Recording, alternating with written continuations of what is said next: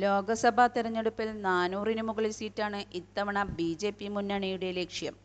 400 ലക്ഷ്യം ഉറപ്പാക്കണമെങ്കിൽ രാജസ്ഥാനിൽ 2019-ൽ കിട്ടിയ പോലെ മുഴുവൻ സീറ്റും ഇത്തവണയും ബി.ജെ.പിക്ക് സ്വന്തമാക്കാനാകണം.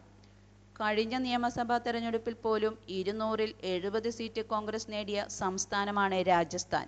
പുൽവാമയും ബാലാകോട്ടിലെ മിന്നലാക്രമണവും ഉൾപ്പെടെ ദേശീയ വികാരം അലയടിച്ച തെരഞ്ഞെടുപ്പായിരുന്നു 2019-ലേത്. അന്നത്തെ സാഹചര്യമല്ല ഇപ്പോഴത്തേത്. അതിനാൽ 25 സീറ്റിൽ 25 എന്നത് ആവർത്തിക്കുക അത്ര എളുപ്പമായേക്കില്ല ബി.ജെ.പിക്ക്. കാർഷിക പ്രതിസന്ധിയും കർഷക സമരവും തൊഴിലില്ലായ്മയും ജലദൗർലഭ്യവും തെരഞ്ഞെടുപ്പ് ബോണ്ടും അഗ്നിവീർ പോലുള്ള കേന്ദ്ര തീരുമാനങ്ങളും ഇത്തവണത്തെ തെരഞ്ഞെടുപ്പിൽ വലിയ ചർച്ചയാകുന്നുണ്ട്. ഇന്ത്യ കൂട്ടുകെട്ടും ബി.ജെ.പിയും നേർക്കുനേർ മത്സരിക്കുന്ന സംസ്ഥാനങ്ങളിൽ ഒന്നുകൂടിയാണ് രാജസ്ഥാൻ. ഇതിന് പിന്നാലെ കെജ്രിവാളിന്റെ അറസ്റ്റും ജയിൽവാസവും ഡൽഹിയിലും ഉത്തരേന്ത്യൻ രാഷ്ട്രീയത്തിലും ബി.ജെ.പിയെ പ്രതികൂല ചർച്ചകളിലേക്കാണ് വലിച്ചിറക്കിയിരിക്കുന്നത്. അറസ്റ്റ് ചെയ്യപ്പെടുമ്പോൾ തന്നെ കെജ്രിവാൾ രാജിവെക്കുമെന്ന ധാരണയും തെറ്റി. ജയിലിലും നേതൃത്വം തുടരാനുള്ള കെജ്രിവാളിന്റെ തീരുമാനം ആം ആദ്മി പാർട്ടിയുടെ പോരാട്ട വീര്യത്തെ ആളിക്കത്തിക്കുകയും ചെയ്തു. ഇ.ഡി. നീക്കങ്ങൾക്കുമെതിരെ ഞായറാഴ്ച ഡൽഹിയിലെ രാംലീല മൈതാനത്ത് ഇന്ത്യ സഖ്യമുയർത്തിയത് വൻ പ്രതിരോധമാണ്. വടക്കു കിഴക്കൻ മേഖല മണിപ്പൂർ കലാപത്തിന്റെയും പൗരത്വ നിയമത്തിന്റെയും പശ്ചാത്തലത്തിൽ ബി.ജെ.പിക്ക് അനുകൂലമാകുമോ എന്നതും സംശയമാണ്. കേരളം, തമിഴ്നാട്, കർണാടക, ആന്ധ്ര, തെലുങ്കാന ഉൾപ്പെടെയുള്ള ദക്ഷിണേന്ത്യൻ സംസ്ഥാനങ്ങളിൽ ബി.ജെ.പി 8 നിലയിൽ പൊട്ടുമെന്നാണ് പുറത്തുവന്നിട്ടുള്ള സർവ്വസർവേകളിലും പറയുന്നത്. തമിഴ്നാട്ടിലെ 38 സീറ്റുകളിൽ കഴിഞ്ഞ തവണ ബി.ജെ.പിക്ക് നിലം തൊടാനായില്ല. 38 സീറ്റിൽ 37 സീറ്റും യു.പി.ഐക്ക് ലഭിച്ചു. ഡി.എം.കെ 23, കോൺഗ്രസ് 8, സി.പി.എം 2, സി.പി.ഐ 2, മുസ്ലിം ലീഗ് 1, വി.സി.കെ 1 ബി.ജെ.പി വിരുദ്ധ സഖ്യം നേടിയപ്പോൾ പ്രതിപക്ഷ പാർട്ടിയായ എ.ഐ.എ.ഡി.എം.കെ ശേഷിക്കുന്ന ഒരു സീറ്റിലും വിജയിച്ചു. കഴിഞ്ഞ തവണ കർണാടകയിൽ ബി.ജെ.പി 26 സീറ്റുകൾ സ്വന്തമാക്കി വൻ മുന്നേറ്റമാണ് നടത്തിയത്. കഴിഞ്ഞ തവണ തെലുങ്കാനയിലും കർണാടകയിലും കോൺഗ്രസ് സംസ്ഥാന ഭരണത്തിന് പുറത്തായിരുന്നതിനാൽ ഇവിടങ്ങളിൽ പാർട്ടിക്ക് കാര്യമായ നേട്ടമുണ്ടാക്കാനായിരുന്നില്ല. ഇക്കുറി ചിത്രം മാറിമറിയുകയാണ്. കർണാടകയിൽ ബി.ജെ.പിയിൽ നിന്നും തെലുങ്കാനയിൽ ബി.ആർ.എസിൽ നിന്നും കോൺഗ്രസ് അധികാരം പിടിച്ചെടുത്തു. ഇക്കുറി അധികാരത്തിൽ തിരിച്ചെത്തിയ കോൺഗ്രസ് ഇവിടങ്ങളിൽ വൻ മുന്നേറ്റം നടത്തുമെന്നാണ് സർവമാന സർവേകളും പ്രവചിക്കുന്നത്.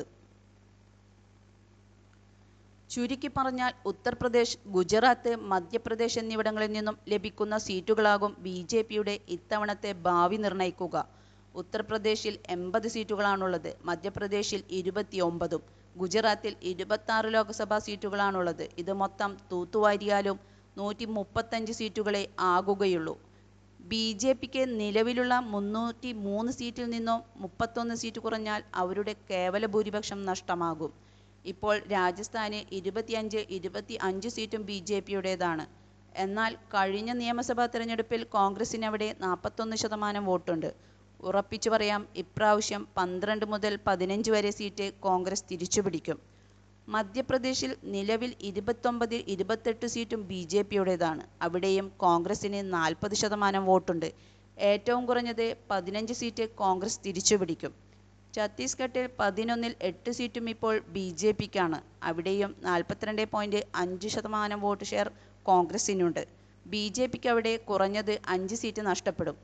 ചുരുക്കി പറഞ്ഞാൽ രാജസ്ഥാൻ, മധ്യപ്രദേശ്, ഛത്തീസ്ഗഡ് സംസ്ഥാനങ്ങളിൽ നിന്ന് മാത്രമായി കോൺഗ്രസ് 30 മുതൽ 35 വരെ സീറ്റ് ബി.ജെ.പിയിൽ നിന്നും തിരിച്ചുപിടിക്കും. അവിടം കൊണ്ട് മാത്രം ബി.ജെ.പിയുടെ കേവല ഭൂരിപക്ഷം നഷ്ടമാകും. കണക്കുകൾ പിന്നെയും ബാക്കിയാണ്. കർണാടകയിൽ ഇത്തവണ ബി.ജെ.പി 5 സീറ്റ് കൂടുതൽ നേടാൻ കഴിയില്ല. ഉത്തർപ്രദേശ് അഖിലേഷ് യാദവുമായി കോൺഗ്രസ് ഉണ്ടാക്കിയ സഖ്യത്തെ പ്രാദേശിക തലത്തിലുള്ള ചെറുതും വലുതുമായ നിരവധി മതേതര ഗ്രൂപ്പുകൾ ജോയിൻ ചെയ്തിട്ടുണ്ട്. ഏകദേശം 35% വരെ വോട്ട് ഷെയർ ഇപ്പോൾ ഇന്ത്യ സഖ്യത്തിന് യു.പിയിലായിട്ടുണ്ട്. യു.പിയിലെ തെരഞ്ഞെടുപ്പിനെ വലിയ നിലയിൽ സ്വാധീനിക്കുമെന്നാണ് പുറത്തുവരുന്ന റിപ്പോർട്ടുകൾ. അതുകൊണ്ട് തന്നെ യു.പിയിൽ നിന്നും ഇത്തവണ 25 സീറ്റിൽ കൂടുതൽ നേടുക ബി.ജെ.പിക്ക് അസാധ്യമാകും. ഗുജറാത്ത് 26-ൽ 26 സീറ്റും നിലവിൽ ബി.ജെ.പിക്കാണ്. അവിടെ ഏറ്റവും കുറഞ്ഞത് 8 സീറ്റ് ബി.ജെ.പിയിൽ നിന്നും കോൺഗ്രസ് പിടിച്ചെടുക്കുമെന്ന് ചില സർവേകൾ സൂചിപ്പിക്കുന്നു. ബീഹാറിൽ ഇന്ത്യ മുന്നണി അതിശക്തമായ മുന്നേറ്റം നടത്തുന്നു. നിതീഷ് കുമാറിന്റെ വിശ്വാസ്യത പാടെ തകർന്നിരിക്കുന്നു. അവിടെ നിന്നും 40-ൽ 22 മുതൽ 25 വരെ സീറ്റ് ഇന്ത്യ മുന്നണി നേടുമെന്നാണ് രാഷ്ട്രീയ നിരീക്ഷകർ വിലയിരുത്തുന്നത്. രാഹുൽ ഗാന്ധിക്ക് മഹാരാഷ്ട്രയിൽ കിട്ടിയ സ്വീകാര്യതയും മഹാരാഷ്ട്രയിലെ ഇന്ത്യ മുന്നണിയുടെ മുന്നേറ്റം കൃത്യമായി വരച്ചു കാട്ടുന്നുണ്ട്. വെസ്റ്റ് ബംഗാളിലും ബി.ജെ.പിയുടെ സീറ്റ് 2 അക്കം കടക്കില്ലെന്നും മമതയും ഒപ്പം കോൺഗ്രസ് സഖ്യവും സീറ്റുകൾ വർദ്ധിപ്പിക്കുമെന്നും ബംഗാളിൽ നിന്നുള്ള മാധ്യമങ്ങൾ അഭിപ്രായപ്പെടുന്നു. ഡൽഹിയിൽ നിലവിൽ 7-ൽ 7 സീറ്റും ബി.ജെ.പിക്കാണ്. അവിടെ ഇപ്രാവശ്യം 7 സീറ്റും ആം ആദ്മി കോൺഗ്രസ് സഖ്യം തിരിച്ചുപിടിക്കും. തമിഴ്നാട്, കേരളം, തെലുങ്കാന, ആന്ധ്രാപ്രദേശ് സംസ്ഥാനങ്ങളിൽ നിന്നും ബി.ജെ.പിക്ക് ചുട്ടുതിന്നാൻ കിട്ടില്ല. അപ്പോൾ പിന്നെ എങ്ങനെയാണ് ബി.ജെ.പി വീണ്ടും അധികാരത്തിൽ വരിക? 100% ഉറപ്പിച്ചു പറയാം, വരുന്ന ജൂൺ മാസം ആദ്യവാരത്തിൽ ശ്രീ രാഹുൽ ഗാന്ധിയുടെ നേതൃത്വത്തിലുള്ള ഇന്ത്യ മുന്നണി എന്ന മതേതര ജനാധിപത്യ വികസന സഖ്യം രാജ്യത്തെ മുഴുവൻ ജനങ്ങളെയും സാക്ഷിയാക്കി ഡൽഹിയിൽ മോദിയെ അധികാരത്തിൽ നിന്ന് താഴെയിറക്കി മതേതര ഭാരതത്തെ വീണ്ടെടുക്കും.